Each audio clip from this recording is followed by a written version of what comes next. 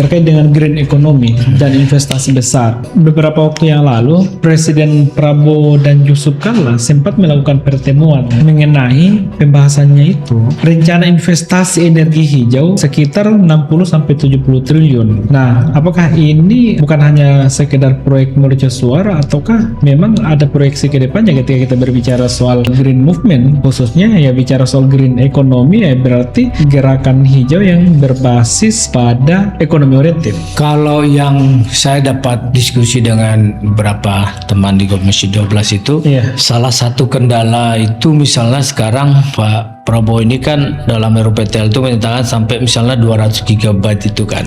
Yang menjadi persoalan lagi itu adalah kan ini proses membuat infrastrukturnya yang juga tidak murah, dan berikutnya siapa yang membelinya, siapa menggunakannya. Kita banyak mendengar sebenarnya di beberapa daerah ada pembangkit listrik tenaga surya atau alternatif yang lain, tapi nggak ada yang beli. PLN juga nggak mau beli. PLN juga sampai PLN nggak beli. Jadi ada beberapa sumber energi, ada beberapa tempat yang menghasilkan listrik dari berbagai alternatif, tapi yang nggak bisa dibeli. Artinya memang kalau di satu daerah misalnya punya inisiatif itu, kan harus dipikirkan juga. Jadi kalau nanti kita bisa sampai menghasilkan, ya katakanlah tenaga surya yang lebih besar dan ada investornya, nah itu siapa yang beli? Yang terjadi sebelumnya, kayak misalnya di Sumatera blackout listrik, kemudian juga di beberapa daerah itu ada pemadaman bertahap, sebenarnya bisa teratasi ketika pengelolaan soal energi alternatif, khususnya yang berangkat dari dalam negeri ini yang ada di kandungan bawah tanah kita itu dikelola dengan baik. Kita punya sumber-sumber panas yang sangat banyak kan untuk membangkit tenaga listrik. Tapi ketika misalnya membangun infrastruktur yang semahal itu, terus kemudian nanti menghasilkan listrik, siapa yang beli? Nah, siapa yang komit? Karena korupsi kayak misalnya yang baru kita lihat terkait dengan Febri Febriansa, mulai dari korupsi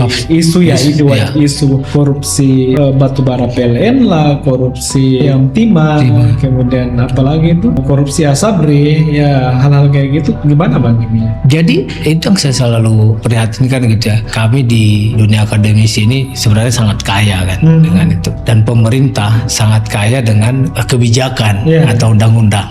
Tapi kita kan kecolongan di tangannya.